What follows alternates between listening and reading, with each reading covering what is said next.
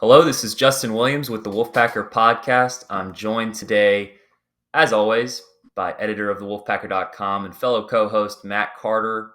We are going to preview the NC State Charleston Southern matchup in week 2. Don't worry, we're not going to talk about Charleston Southern for an hour here. We're going to start off this podcast with a new segment I think we will be incorporating throughout the season in these preview podcasts, the length of which will depend on the opponent we're previewing, how much we really need to dig into the X's and O's. Probably not so necessary to dig too deep against Charleston Southern, but we will do exactly that. But before we get into football talk, some quick reminders for the listeners and viewers at home. You can listen to this podcast wherever you listen to podcasts, and please subscribe, rate, and review. We're on Apple, Spotify, Google Play. You can also watch us on YouTube, so please subscribe to our YouTube channel if you haven't already, and give this video a thumbs up, drop a comment while you're at it. All of that stuff helps us out tremendously. So if you're a loyal listener, you appreciate what we do, you appreciate the podcast, please take a moment out of your day to subscribe, rate, and review the podcast, and also give us a subscription on our YouTube channel. It is free, by the way. All of that is free, so no money involved there. But if you want to talk about something you can get for just $1, you get a year's worth of premium subscription to the Wolfpacker.com as part of the On3 network. And yes, it's not free, but that $1 is going to get you a lot of content over the next year. Takes you through the next football season. We're at the beginning of the 2022-23 athletics calendar. So pay that $1, unlock all that access to the message boards, premium information, recruiting information, find out everything NC State athletics before it hits Twitter. And you want to be the most informed fan in your tailgate. Tailgate season starts this Saturday. You might as well be a member of the Wolfpacker.com so that you can be the guy everybody goes to in the tailgate. Say, hey, what's up with this? What's up with that? You're going to be the one that everybody goes to because you're going to be a member of the Wolfpacker.com. Lastly, you can follow us on social media at the Wolfpacker is our main account. You can follow me personally at Justin H. Will. We're also on Facebook, NC State Wolfpack on the Wolfpacker.com. All right, I think that's all the reminders. I think I checked all the boxes there. So let's talk some football, and let's start off with a segment I think we're going to call Upon Further Review in our preview podcast. So we have our post-game reflections podcast that happen day of, sometimes maybe the next day, depending on when the game ends, schedules line up. But that's typically, knee-jerk reactions. What'd you see in the game? But sometimes, after a couple nights sleep, maybe think of a few more things you didn't say on the post-game reflections podcast. Maybe you see the rest of what happened around the league, around the nation, and college football. Gives you a little bit better perspective as to what happened on Saturdays. So let's start off this podcast by doing upon further review of the NC State ECU game.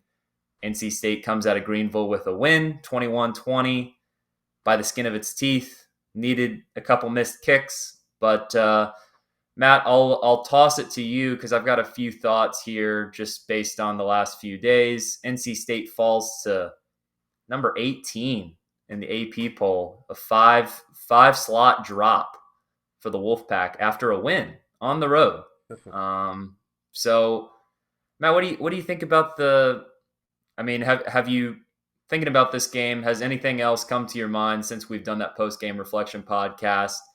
And also, what do you make of just kind of the reaction to NC State's win? It feels like, the national perspective on this is kind of like, yeah, we expected a lot more from this NC State team. So it almost feels like some in the national media are taking it as a loss. Yeah, definitely. So from the AP perspective, you drop. I don't have a tremendous problem with that. I didn't think NC State looked like a number 13 team in the country at East Carolina. They looked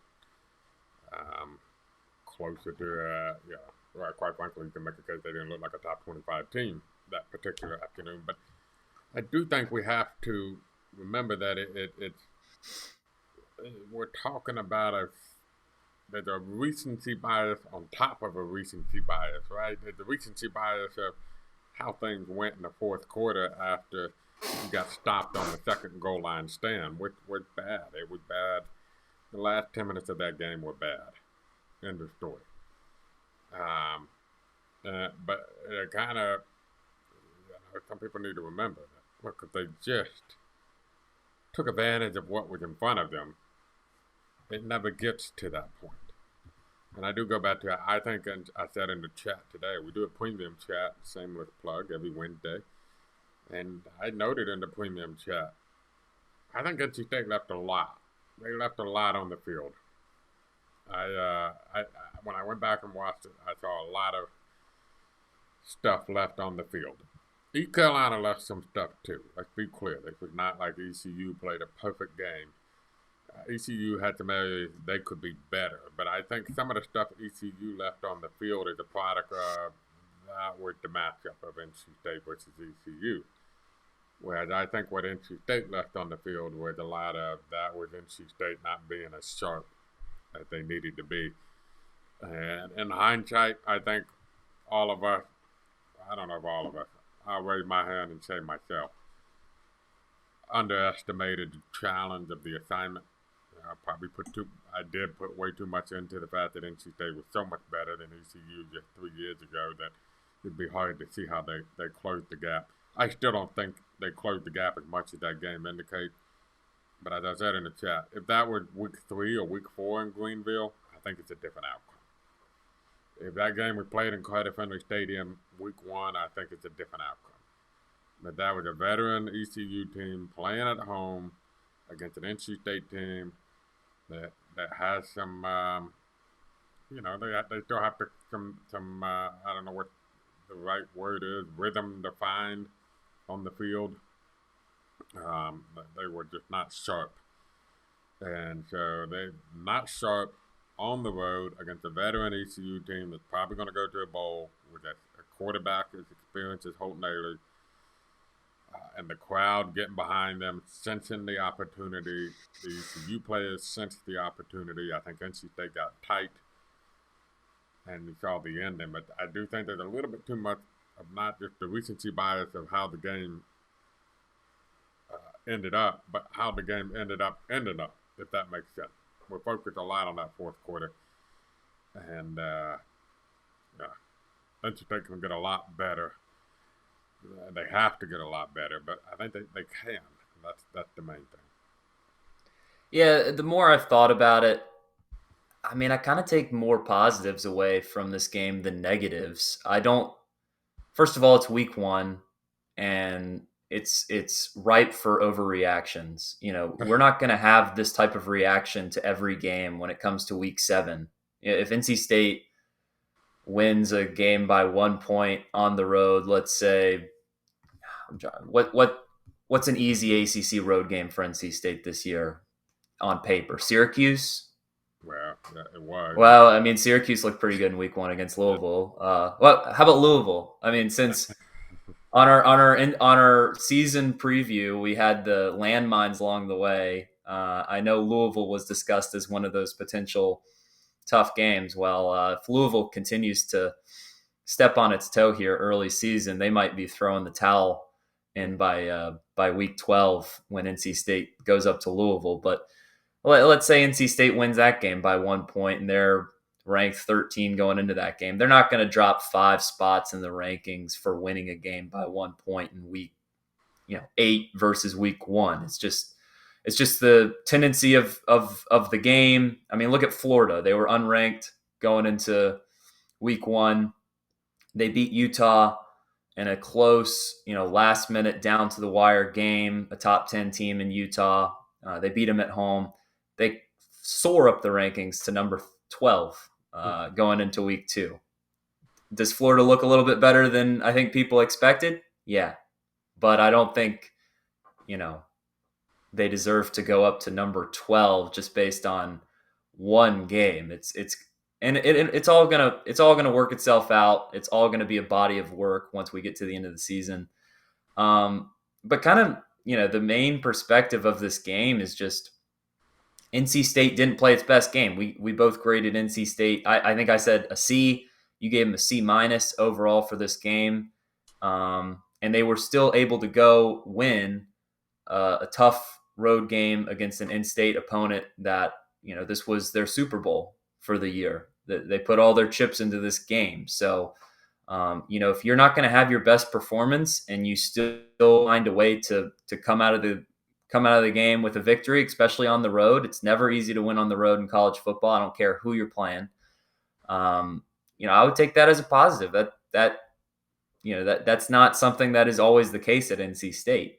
So to consider how much went wrong in this game, just going into the season, Devin Leary, all the expectations. I don't think we saw anywhere close to Devin Leary's potential going into this year.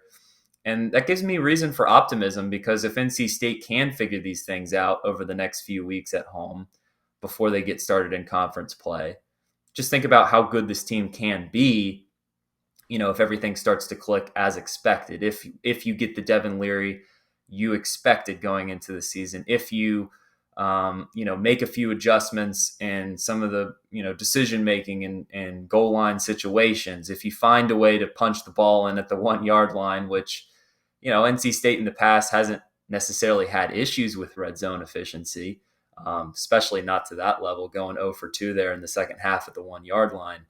Those are kind of fluky type things that I think can be corrected over the next few weeks here. So I don't know. I think the emotions of that game on Saturday, it was a close call. You wanted to see NC State come out of the gate with a big win over an in-state rival, on the road. Didn't happen as expected, but I still think there's more positives to take than negatives from that game. And Charleston Southern at home, week 2, I think that's exactly what the doctor ordered after a game like this.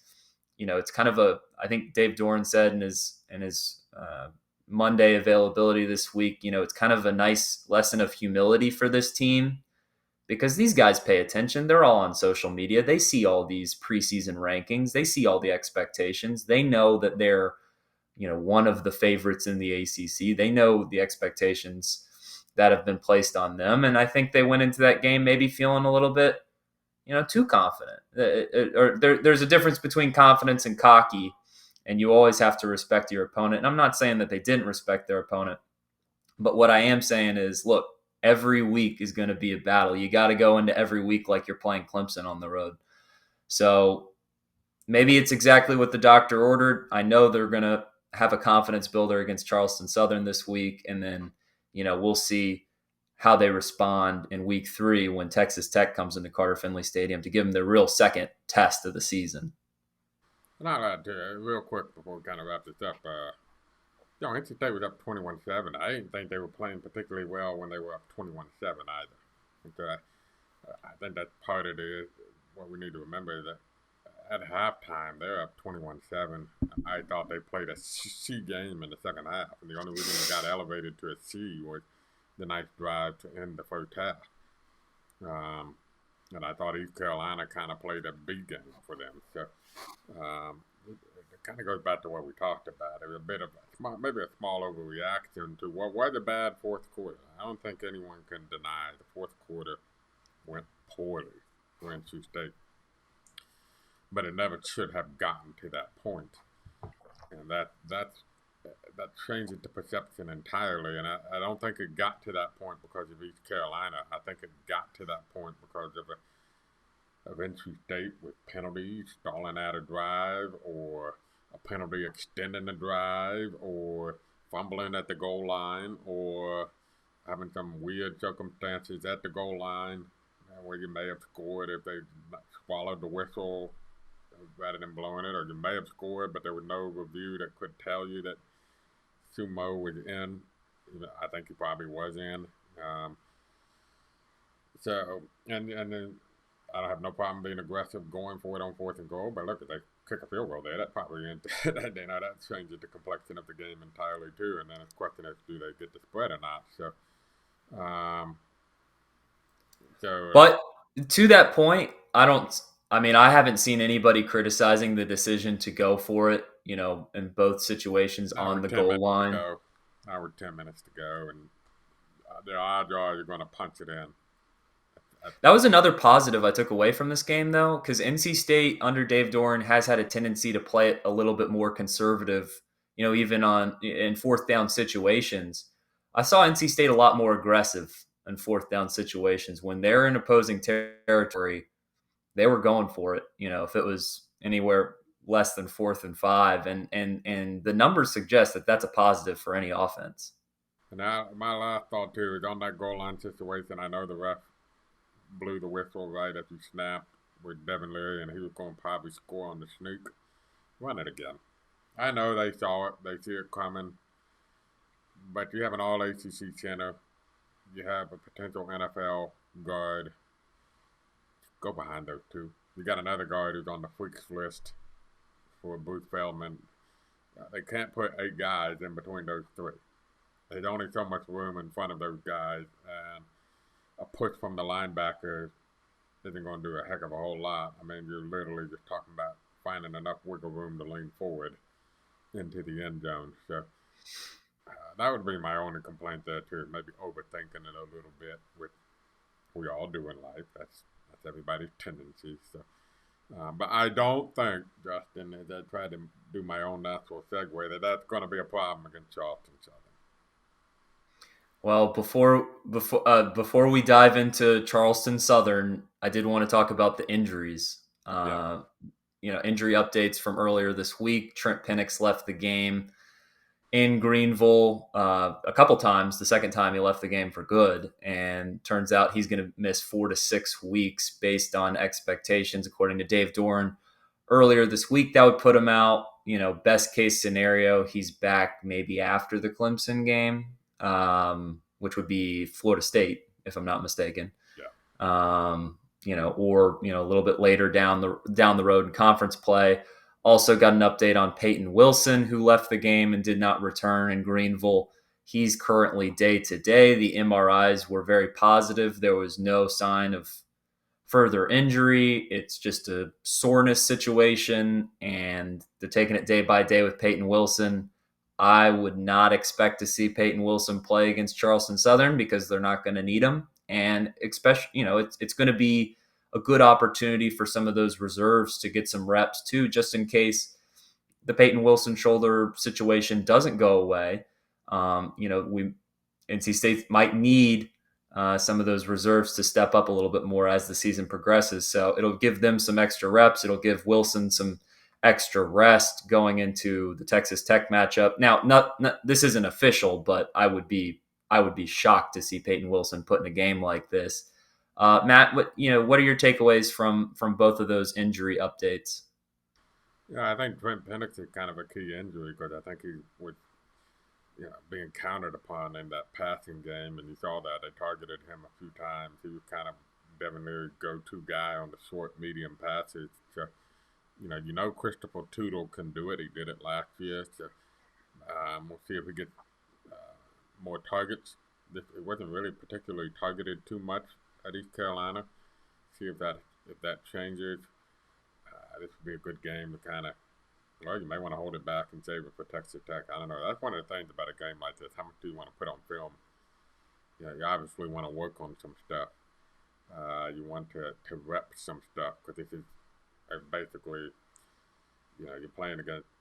You probably get more competition in an intra-squad scrimmage, but this one counts. And so this is a good chance to, in a game setting, work on what you do in a controlled setting. Otherwise. But that's something I think they kind of got to find somebody to maybe take those weapons, those targets that Trent Penix took. With Peyton, that's just they played a whole year without him pretty much last year, so we know what the defense can look like without him. It's still pretty good. You just really wish that a full strength, flying around, violent Peyton Wilson returns at some point. Back to Penix, I think that the good news is he'll be there the second half of the year after the bye. I mean, if the 4 to 6 weeks holds up, that means essentially the last game he would miss would be right before the bye.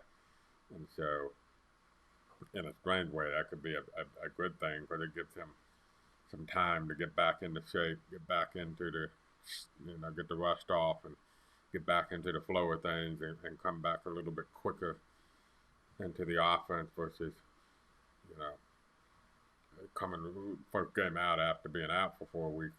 Either way, I think you're looking at best case scenario, a fully integrated back into the offense Trent Penix second half of the year. And I'm kind of with you. The only reason I would see maybe Peyton Wilson playing against Charleston Southern is just to get the confidence and the trust back in the shoulder. But that's up to Peyton and the doctors. Obviously, mentally it might be good for him to rest it, or it could be good for him to kind of realize that this soreness is nothing wrong structurally, according to Dave Dorn. Nothing wrong with the shoulder. The MRI is clean. So it'll be interesting to see how it plays out. But I kind of go with you. I think I'm more inclined to say you don't need him, so don't play him, don't risk it. I wouldn't. I mean, even if the doctors clear him, I mean, even if he wants to go, I'd say we need you. You take the week off, get that shoulder healthy. We got a big matchup in week 3 against Texas Tech. We're going to need you for that game. But I think both positive updates. I think for NC State fans, just based on how things could have played out, you're going to get Trent Penix back at some point this season if everything progresses as expected. And great news on the MRI front from Peyton Wilson, the fact that nothing was structurally wrong, that it's just a matter of soreness and getting the trust back in that shoulder. So let's jump into the Charleston Southern matchup. NC State going into this game 1-0, Charleston Southern 0-1. They dropped their week 1 matchup at home against Western Carolina, lost that game 52-38. So it gives you a good idea for what kind of defense to expect from Charleston Southern. I don't expect NC State to score just 21 points in this game. In fact, I'd feel pretty confident that they're going to be able to double its score total this Saturday at a bare minimum. I would expect 42 or more points at least. So for the matchup, Matt, I mean, what do you see from Charleston Southern? Are there any players to look out for? Do you just kind of want to talk about maybe how you kind of expect this game to go and what you would do?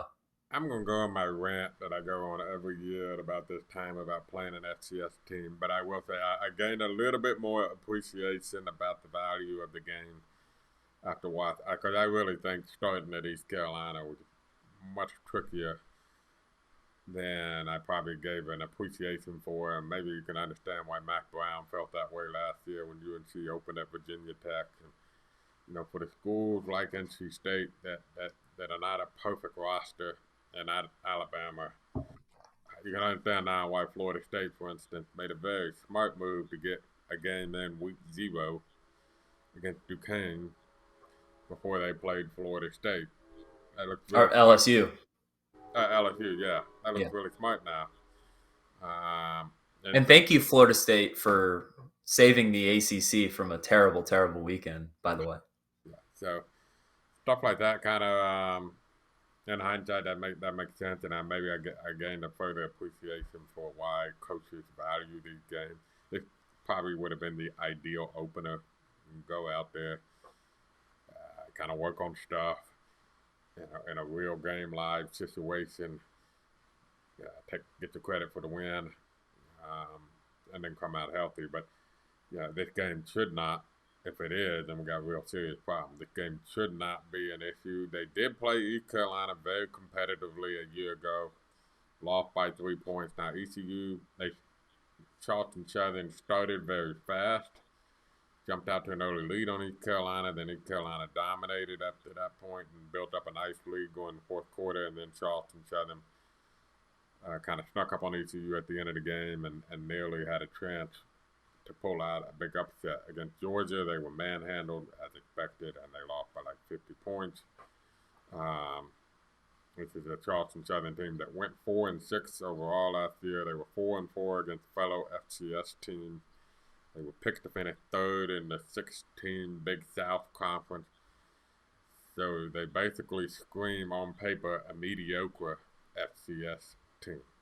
And, those are the type of teams that you should score a lot. The only thing about Charleston Southern is they are an air raid attack, apparently. They are going to throw the football, so it might be a little entertaining. Might take longer than you would normally expect against a lopsided FCS team, but NC State hasn't lost an FCS game since 1987. They probably won't start this Saturday. And they've had a couple close calls in there, but this isn't a team that should have a close call. And you just want to get out of the game healthy as much as anything and show some improved tackling, some better play-making ability on the perimeter offensively, maybe some better short yardage situations. But you're just looking to see how clean you can be and how healthy can you be at the end of the game. Do we know if Texas Tech still runs the air raid? I know they scored like 70 in their opener against Murray State. And I believe their new offensive coordinator, if I'm right, they may have hired the offensive coordinator who was at Western Kentucky. And they did throw the ball a crap load last year. So I'd have to look that up. To be Well, I know Texas Tech does come in with a reputation of they have run the air raid in the past. Okay, they So invented it with Mike Leach. So assuming that they still run some form of the air raid, or at a bare minimum they're going to put the ball in the air quite a bit. It could be a nice dress rehearsal, nice practice test against Charleston Southern before Texas Tech comes to town in week 3. And another point I kind of wanted to that I'm looking for in this matchup, I'd like to see NC State throw the ball pretty aggressively in the first half, because I'd like to see Devin Leary get into rhythm and get some of that confidence back that we've seen in years past. Not to say that his confidence was impacted in week 1, but I think it's certainly. I'm sure that he's not happy with his performance, and I'm sure that anybody that's followed Leary since his time in Raleigh, that wasn't his best game. That wasn't the game that I think everybody expected him to have. So I think a game like this, Charleston Southern, you can build some confidence. Would love to see him, get some of that efficiency back up. Maybe get the ball downfield a little bit more, and just get in rhythm. Charleston Southern gave up, I think, 400. They gave up over 600 yards of total offense to Western Carolina, who I'm sure that's a nice team, but I haven't been following FCS football closely, but last I checked, they're not a FCS national title contender. And to answer your question, Texas Tech hired Jack Kitley, who was the Western Kentucky offensive coordinator, and they at Western Kentucky led the country in passing yards per game. So you might be on this. That's probably a good pickup there, and this might be a little bit of a warm up after. With Bailey Zappi, correct? That was his quarterback.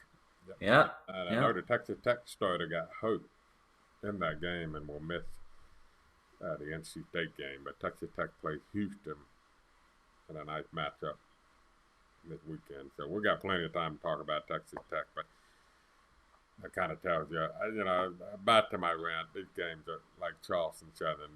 There's no anticipation on my end for these games, right? I just like the game where you're like, let's just get through the week.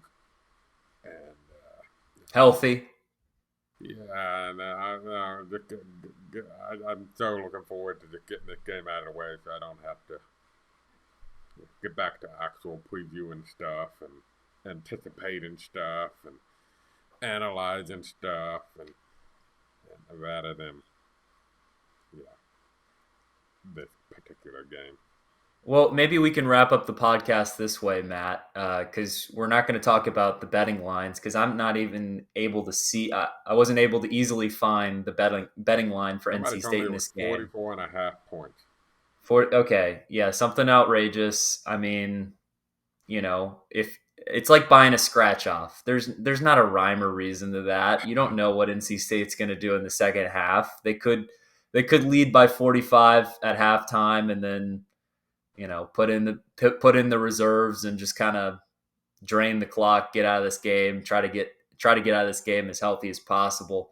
Um, but I've noticed that the follow up to week one, a lot of the talk in the national media, just looking at the ACC, the ACC's caught a lot of criticism for scheduling with these early season games at group of five opponents, road games at non Power Five opponents, but also against teams that are capable of beating you. Um, and the criticism always points to the SEC or the Big Ten. Say, well, those conferences don't do things like that. They just play three cupcakes in the non-conference, and then they'll let their conference strength do the talking for their resumes at the end of the season.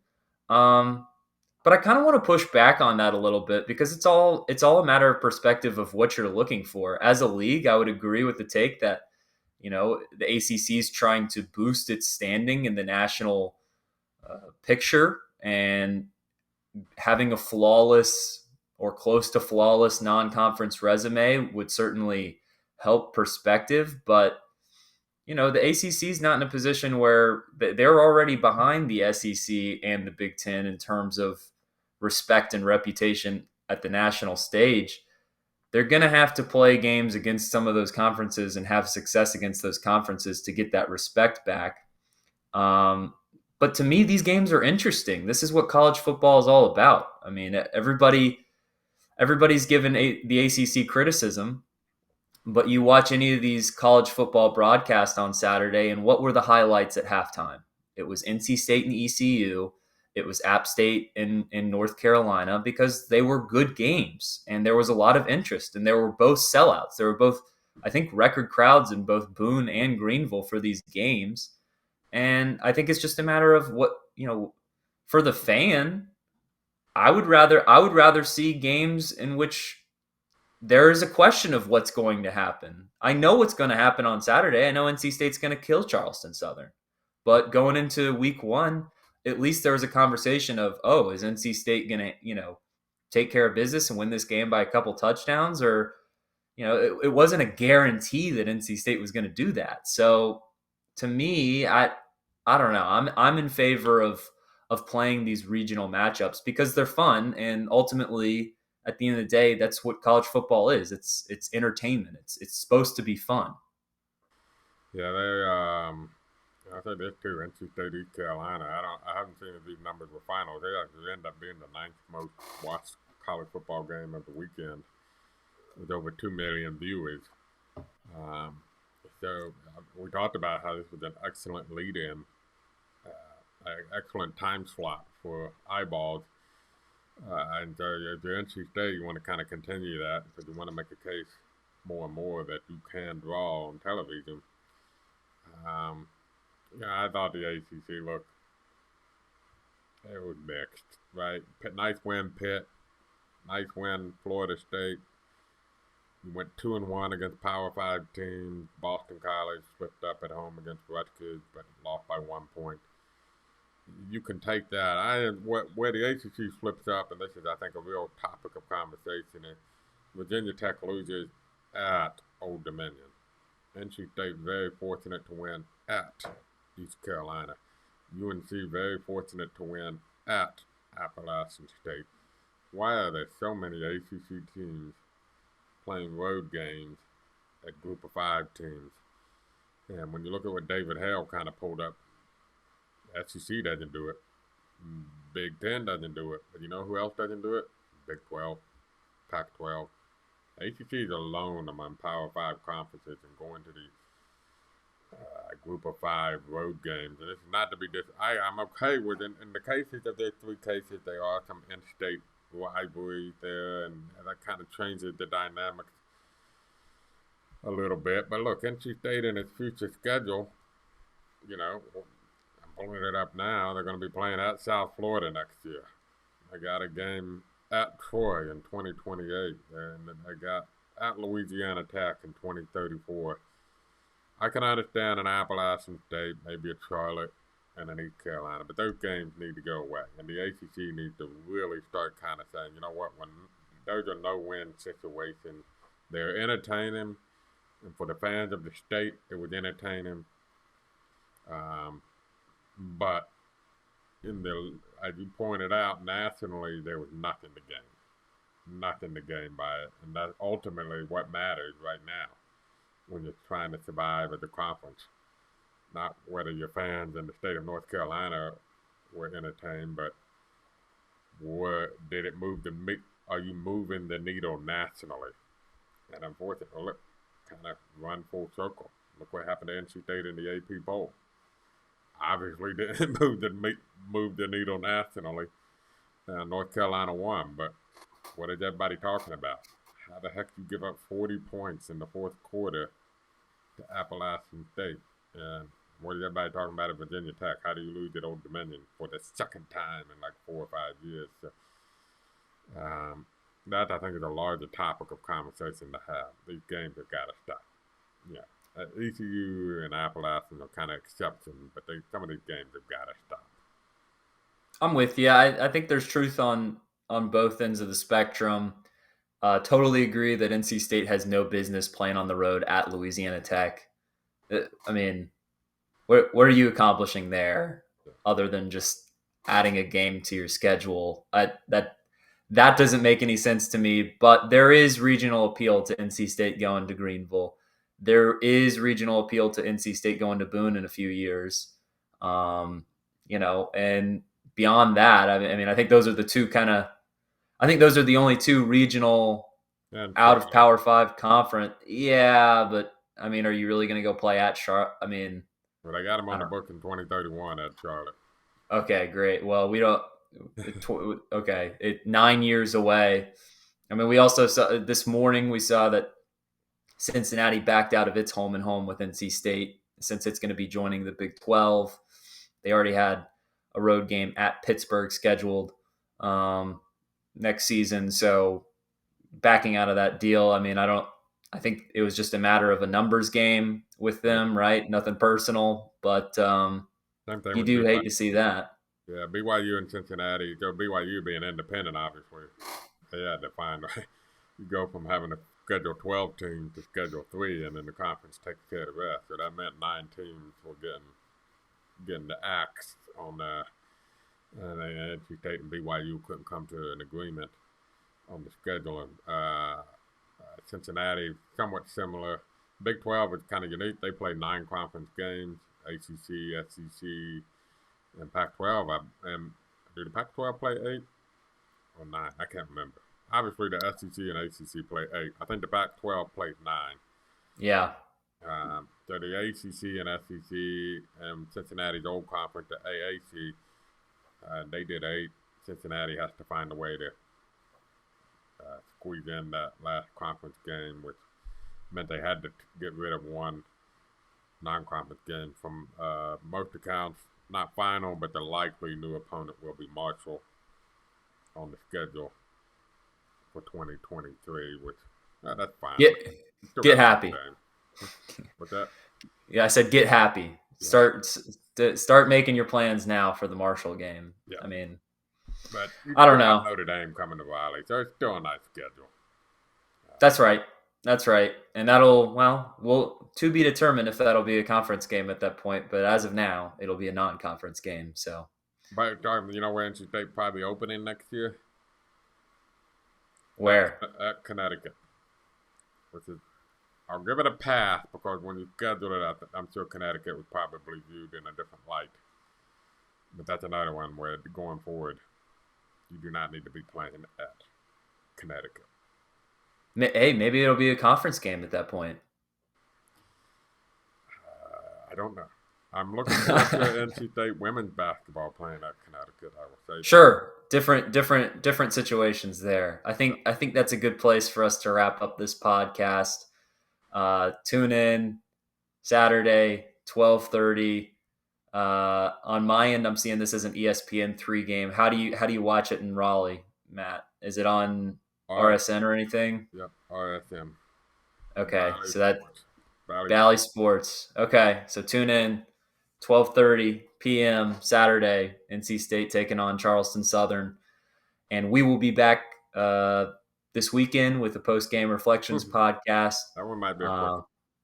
what's that? That one That might. that'll probably be a quick one. So until then, remember you can listen to this podcast wherever you listen to podcasts: Apple, Spotify, Google Play. Please subscribe, rate, and review. Also, you can watch us on YouTube. Please subscribe to our YouTube channel. Give this video a thumbs up and drop a comment while you're at it. You can follow us on social media at the Wolfpacker on Twitter. You can follow me personally at Justin H. Will on Twitter, and give us a like on Facebook, NC State Wolfpack on the Wolfpacker.com. Last but not least, take advantage of the deal going on at thewolfpacker.com. For just $1, you can get a year's worth of premium subscription to thewolfpacker.com as part of the On3 network. Unlocks access to the message boards. You get the insider information on everything NC State athletics, including recruiting. So take advantage of that deal. It really is a great deal. $1 for a year. I mean, that's the best subscription deal in sports. You got to pay at least what, $5-10 a month for ESPN Plus, all these streaming services. Think about how many streaming services you have. Add this to your repertoire. Again, just $1 for a year.